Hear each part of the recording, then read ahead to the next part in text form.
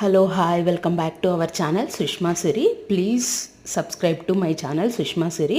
Last వీడియోలో చెప్పాను కదండి, నేను 7 శనివారాల వ్రతం చేస్తున్నానని. సెకండ్ శనివారం కూడా చాలా సక్సెస్ఫుల్గా భక్తి శ్రద్ధలతో పీస్ఫుల్గా కంప్లీట్ చేసేసుకున్నానండి. మధ్యలో ఒక శనివారం మాత్రం గ్యాప్ వచ్చింది. మా ఫ్యామిలీలో చాలా దూర బంధువు ఒకరు చనిపోయారు. సో 11 డేస్ తర్వాత మళ్ళీ స్టార్ట్ చేశాను. ఈ వీడియోలో నేను ఒక స్టోరీ చెప్పాలనుకుంటున్నానండి. అసలు 7 శనివారాల వ్రతం ఎందుకు చేయాలి, దానివల్ల మనకు యూజ్ ఏంటి, అసలు ఆ 7 శనివారాల వ్రతం అనేది ఎలా వచ్చింది అన్న స్టోరీ. చాలా వేల లక్షల సంవత్సరాల క్రితం కాశీ నుండి ఒక బ్రాహ్మణుడు ఒక ఊరికి వచ్చాడట. వచ్చి ఆ ఊరిలో ఒకరింటికి వెళ్ళాడట. సో ఆ ఇంట్లో ఆ స్త్రీ, ఆ భక్తురాలు, మనలాంటి స్త్రీ అతన్ని, ఆ బ్రాహ్మణుణ్ణి చాలా మంచిగా మర్యాదగా ఆహ్వానించి భక్తి శ్రద్ధలతో అతిథి సత్కారాలు చేసిందంట.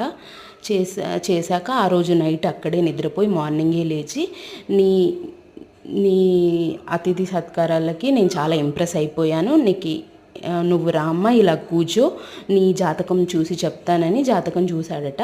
చూశాక ఆ బ్రాహ్మణుడు చెప్పాడట, నీ భర్త యొక్క జాతకంలో శనేశ్వరుడు చాలా గట్టిగా తిష్ట వేసుకొని కూర్చున్నాడమ్మా. ఆ శని నీ భర్త యొక్క జీవితం నుంచి దూరంగా వెళ్ళాలంటే నువ్వు 7 శనివారాల వ్రతాన్ని ఆచరించాలి.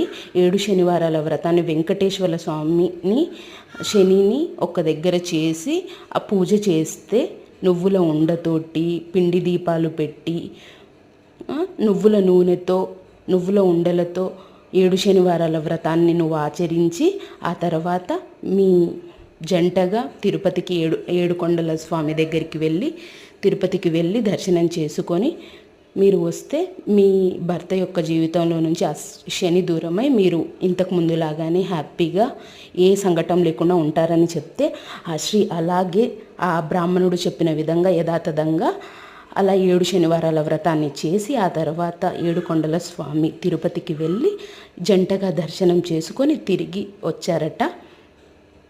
ఆ తర్వాత ఆ పతివ్రత అలాగే హ్యాపీగా ఉన్నారట, తన భర్త యొక్క జీవితంలో ఎలాంటి సంకటం లేకుండా. సో మనం కూడా భక్తితో నిష్టతో చేసుకుంటే ఏ దేవుడైనా కనికరిస్తాడు.